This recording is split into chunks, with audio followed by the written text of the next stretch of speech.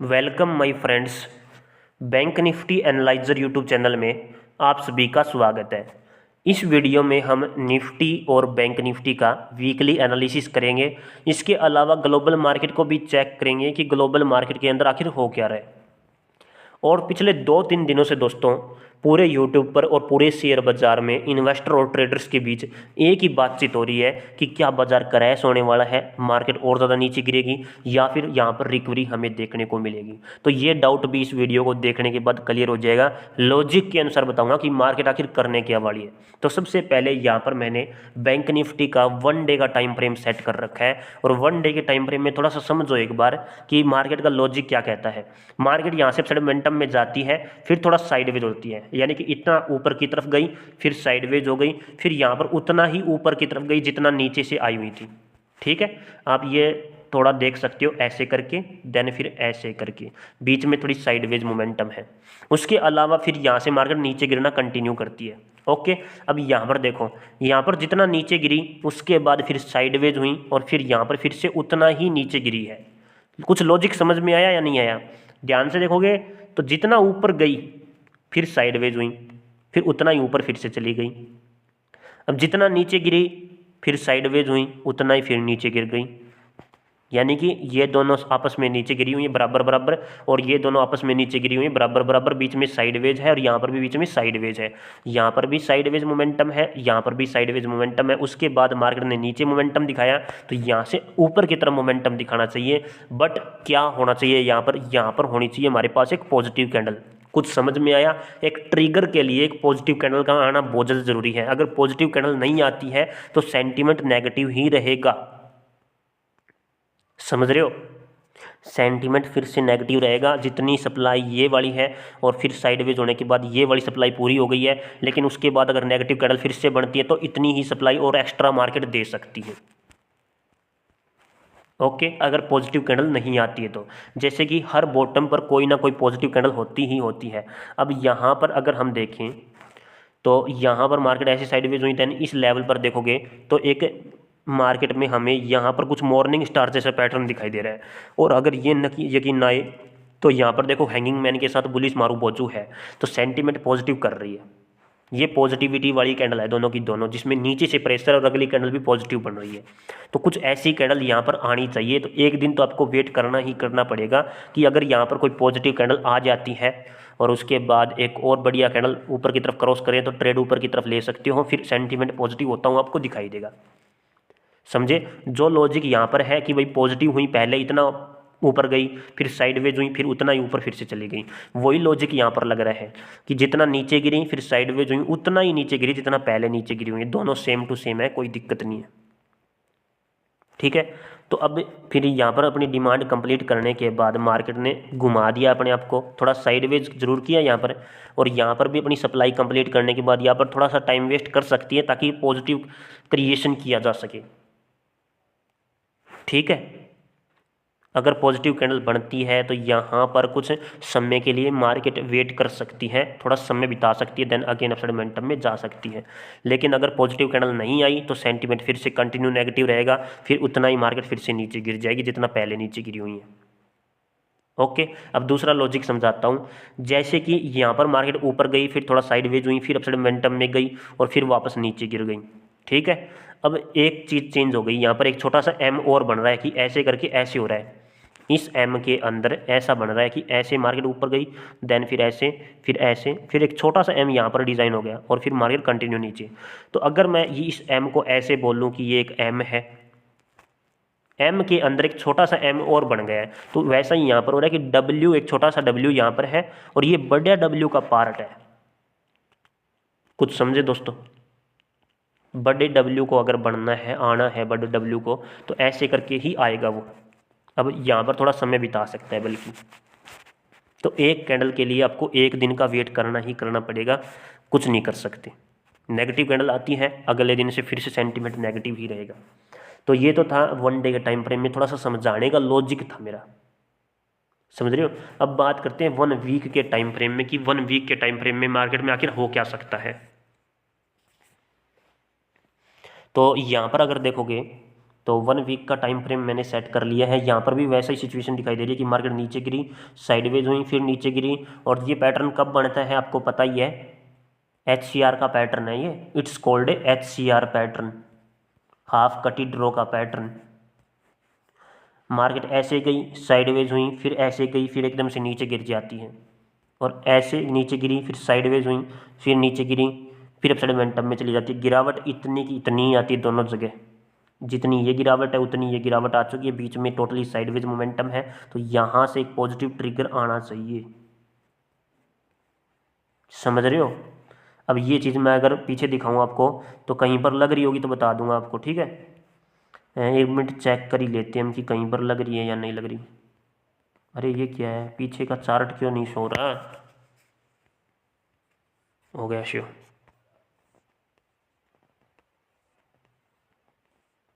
पीछे 1 minute check कर लेते हैं।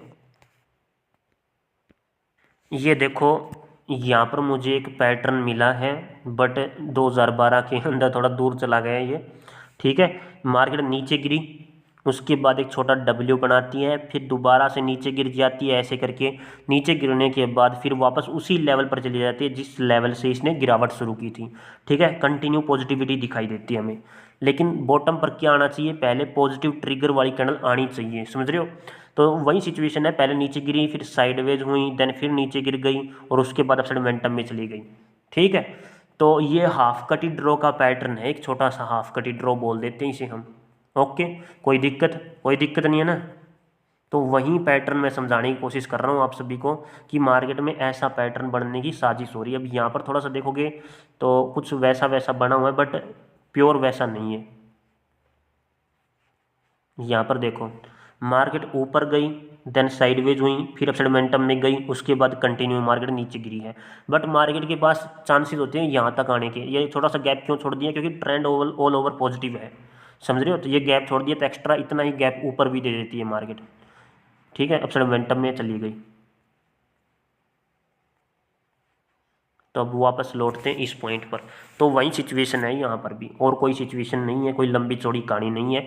तो ऐसे में हम क्या कर सकते हैं, एक पॉजिटिव कैंडल का इंतजार कर सकते हैं। जैसे 49,000 के ऊपर निकलती है तो यहाँ पर इस कैंडल के 50% एरिया तक, यानी कि लगभग 49,800 का लेवल ले लेता हूँ मैं, 50% एरिया तक मार्केट रिवर्स मार सकती है अगले हफ्ते, क्योंकि बिग बार बीरिश कैंडल बनी है। सभी ऑल ओवर इंड्यूसमेंट को काटने के बाद, ये कैंडल्स रूट्स होती हैं, इन सब को काटने के बाद एक IFC इंस्टीट्यूशनल फंडिंग कैंडल है ये, ठीक है। आज मैंने टॉपिक क्लियर किया है ये, इसे कहते हैं IFC।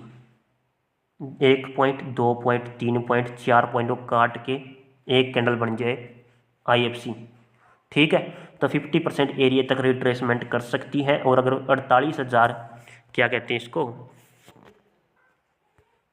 ये 48,800-900 के आसपास इसका मिड पॉइंट पड़ेगा। अगर इसके ऊपर इसकी क्लोजिंग हो जाती है तो सेंटीमेंट फिर पॉजिटिव हो जाएगा, समझ रहे हो। तो 48,000, सॉरी क्या लेवल था ये, 49,200, क्या नहीं, 49,000 के ऊपर निकलती है तो यहाँ पर 49,800 ये लेवल था, वो मैं गलत बोल गया शायद। 49,800 के आसपास का ये मिड पॉइंट पड़ेगा इस कैंडल का।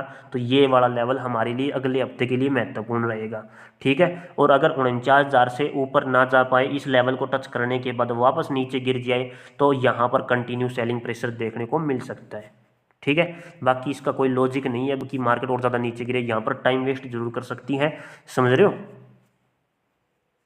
तो 300 पॉइंटों की रेंज है, अगर 300 पॉइंटों के ऊपर चली जाती है तो ठीक है, वरना यहाँ पर कंटिन्यू सेलिंग प्रेशर देखने को फिर से हमें मिल सकता है।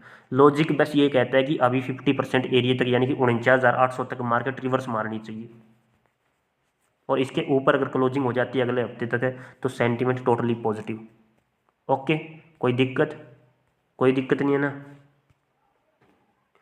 अब हम बात करते हैं निफ्टी के अंदर। तो निफ्टी का अगर चार्ट देखोगे ध्यान से तो इसका हेड एंड शोल्डर पैटर्न तो वैसे भी कंप्लीट हो चुका है, ये वाला ऐसे करके पूरा कंप्लीट हो चुका है।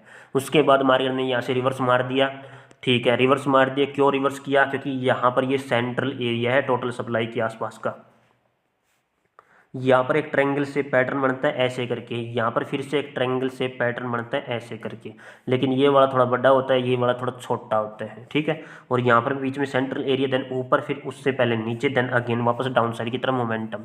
ध्यान से देखो, सिस्टम वही लगा हुआ है कि मार्केट यहाँ से अपसाइड मोमेंटम में गई, थोड़ा साइडवेज हुई, फिर अपसाइड मोमेंटम में गई और फिर कंटिन्यू नीचे की तरफ, ठीक है। कई बार 50% एरिया तक आती है, फिर या फिर और नीचे आ जाए तो 100% एरिया तक आने की पूरी पूरी साजिश रचती है। तो वो यहाँ पर वो पैटर्न भी कंप्लीट हो रहा है, लेकिन इस पैटर्न के अंदर थोड़ी सी गड़बड़ी ये हो रही है कि यहाँ पर डिमांड देखने को मिल रही है। तो अगर ये सप्लाई अगर हम देखें तो ये सेंट्रल एरिया अगर अपने पास है तो यहाँ पर भी सप्लाई होनी चाहिए कंटिन्यू। जैसे कि एग्जाम्पल के तौर पर मैं अगर बताऊँ आप सभी को, तो ये वाली सप्लाई अगर मैं यहाँ से लेता हूँ तो लगभग ये टोटल सप्लाई बैठ रही है, और इसका 50% एरिया भी यहीं कहीं पर पड़ेगा।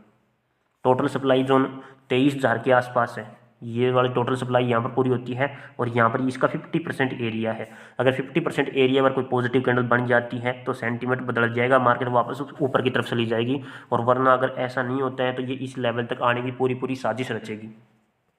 ये था 1 डे के टाइम फ्रेम में। बात करते हैं 1 वीक के टाइम फ्रेम में। अब देखो 1 वीक के टाइम फ्रेम में जितनी गिरावट यहाँ पर पहले थी उसकी लगभग आधी आ चुकी है, थोड़ी मोटी और बची हुई है।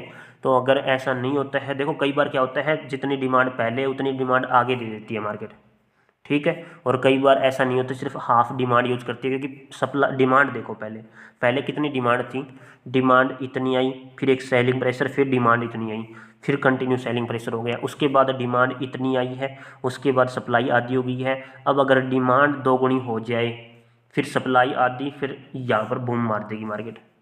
कुछ ऐसा पैटर्न है ये, यानी कि कुछ ऐसा करके ये inverted head and shoulder type का पैटर्न होता है। कहाँ गया, सप्लाई, थोड़ी डिमांड आई, थोड़ी सप्लाई आई, डिमांड दोगुनी हो गई, सप्लाई फिर थोड़ी आधी हो गई, डिमांड ने फिर दावा बोल दिया। Inverted head and shoulder pattern ऐसे करके, ऐसे ऐसे ऐसे ऐसे, ओके। कोई दिक्कत नहीं है ना। इंपॉर्टेंट लेवल नोट करते हैं, क्या लेवल हो सकते हैं हमारे लिए। तो देखो अब जब यहाँ पर मार्केट वापस अगर जाती है अगले हफ्ते के लिए, अगर यहाँ पर कंटिन्यू रैली को करती है ऊपर की तरफ है, तो टारगेट सीधा का सीधा दिखाई दे रहा है, साफ साफ दिखाई दे रहा है कि 24,000 के आसपास हो सकता है, ठीक है। और उसके बाद 24,800 का लेवल। तो ध्यान से समझना, अभी हाल फिलहाल मोस्ट इंपॉर्टेंट ये दो लेवल बैठ रहे हैं हमारे पास, लेकिन उससे पहले एक नीचे एक और लेवल बैठा हुआ है कि जो कि ये बिग बार कैंडल जो बनी हुई है, इसका भी 50% एरिया यूज करना पड़ेगा, जो कि हमारे लिए 23,750 के आसपास का लेवल बैठेगा। तो सबसे पहले मार्केट इस लेवल के पास जानी चाहिए। अगर 23,500 के लेवल के ऊपर निकल जाती है तो 23,700 यानी कि 200 पॉइंट तक चली जाएगी। अगर 200 पॉइंट के ऊपर क्लोजिंग हो गई तो समझो हमारे लिए बहुत ही बढ़िया मोमेंटम है, सेंटीमेंट पॉजिटिव होता हुआ दिखाई देगा। फिर यहाँ पर 24,000 के आसपास का लेवल बैठ जाएगा, समझ रहे हो। 23,750 के ऊपर 24,000 का लेवल है, और उससे ऊपर 24,000 के ऊपर 24,800 का लेवल है, ठीक है। थोड़ा मोटा यहाँ पर टाइम वेस्ट कर सकती है मार्केट अगले हफ्ते के अंदर, बट सेंटीमेंट यही बने हुए हैं।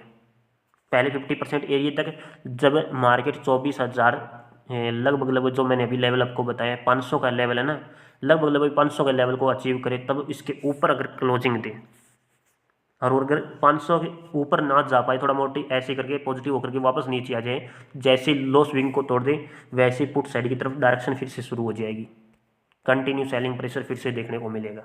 तो यही चीज़ निफ्टी के अंदर है, यही चीज़ बैंक निफ्टी के अंदर लग रही है, ओके। एक बार ग्लोबल मार्केट को जरूर चेक कर लेते हैं, और इसके अलावा और तो कुछ नहीं है, बाकी मोमेंटम सही है।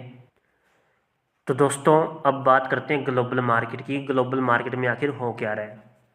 जिसने भी अपने टेलीग्राम चैनल को ज्वाइन नहीं किया है तो टेलीग्राम चैनल को अवश्य ज्वाइन कर लेना, लिंक कमेंट बॉक्स के अंदर मिल जाएगा, वहाँ से आप डायरेक्ट ज्वाइन कर सकते हो। वहाँ पर मैं अपनी पर्सनल ट्रेड्स वगैरह शेयर करते रहता हूँ। ग्लोबल मार्केट की बात करें तो एशियन मार्केट में देख सकते हो निक्केई जापान का 414 पॉइंट नीचे गिरा हुआ है, इसके अलावा कुछ खास गिरावट नहीं है। यूरोपियन मार्केट के अंदर यहाँ पर गिरावट चल रही है, और एशियन यूरोपियन हो गई। अब यूएस मार्केट की बात करें तो US market totally down side की तरफ गिरा हुआ है, 696 पॉइंट, 91 पॉइंट, 317 पॉइंट। तो ओपनिंग के साथ में मार्केट हो सकता है कि सोमवार के लिए जस्ट नेगेटिव रह सकती है शुरुआत में, ठीक है, समझ रहे हो सकता है कि आफ्टर 12 बजे के बाद मोमेंटम वापस आ जाए मार्केट के अंदर, लेकिन शुरुआत में हो सकता है कि मार्केट में हमें गिरावट देखने को मिले या फिर सीधा डायरेक्ट गैप डाउन ओपनिंग कर दे मार्केट, समझ रहे हो। तो हाल फिलहाल यूएस मार्केट की तरफ से नेगेटिव संकेत है सोमवार के लिए। और गिफ्ट निफ्टी को देखोगे तो वो भी वहाँ पर भी थोड़ी मोटी नेगेटिविटी दिखाई दे रही है, तो थोड़ी मोटी हो सकता है कि मार्केट हमें डाउनफॉल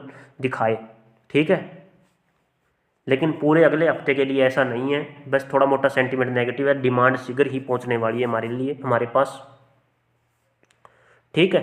तो बहुत बहुत धन्यवाद इस वीडियो को देखने के लिए, आप सभी का बहुत बहुत शुक्रिया। मिलता हूं दोस्तों नेक्स्ट वीडियो में, आशा करता हूं कि आप सभी के सारे डाउट क्लियर हो गए होंगे। ओके, बहुत बहुत धन्यवाद।